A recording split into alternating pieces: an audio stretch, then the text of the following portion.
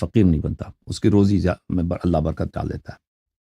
میں حضرت امام کاظم علیہ السلام کے پاس گیا، میں نے دیکھا کہ ان کے ہاتھ میں فیروزے کی انگوٹھی ہے، نقشول اللہ الملک، اللہ بادشاہ، ان کے نقش فیروزے میں نقش لکھا تھا اللہ بادشاہ ہے۔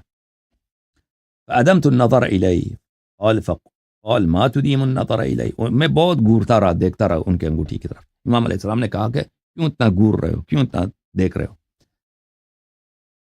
فقلت بلغني أنه كان لعلي أمير المؤمنين عليه السلام خاتم فصه فيروزج نقش الله الملك، میں نے کہا کہ میں نے سنا تھا کہ امیر المؤمنین علیہ السلام کی بھی ایک فیروزے کی انگوٹھی تھی ان کے ہاتھ میں، اس میں بھی لکھا تھا اللہ الملک، اس میں تھا۔ امام علیہ السلام نے کہا کہ تعریف ہو، اس کو تم پہچانتے ہو اس انگوٹھی کو؟ میں نے کہا نہیں پہچانتا۔ قال هذا ہوا، حضرت امام کاظم علیہ السلام نے کہا یہ میرے جد، میرے دادا امیر المؤمنین علیہ السلام کی انگوٹھی ہے۔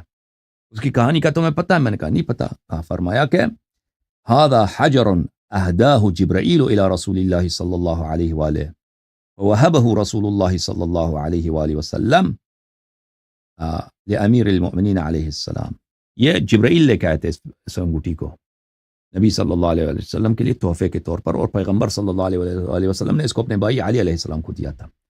پھر پوچھا کہ اس کے نام جانتے ہیں؟ اس کا نام کیا ہے؟ میں نے کہا فیروزج، هذا بالفارسیہ فما اسمه بالعربیہ؟ قلت لا ادری قال اسمه الظفر۔ فیروزے کو فیروز کہتے ہیں نا، مجھے پیروزی مل گئی، اس کو عربی میں کیا کہتے ہیں؟ الظفر، ظفر بولتے ہیں وکٹری کو۔ اچھا، تو یہ انگوٹھیوں کی جو ہے احادیث کچھ میں نے آپ کو دکھا دی۔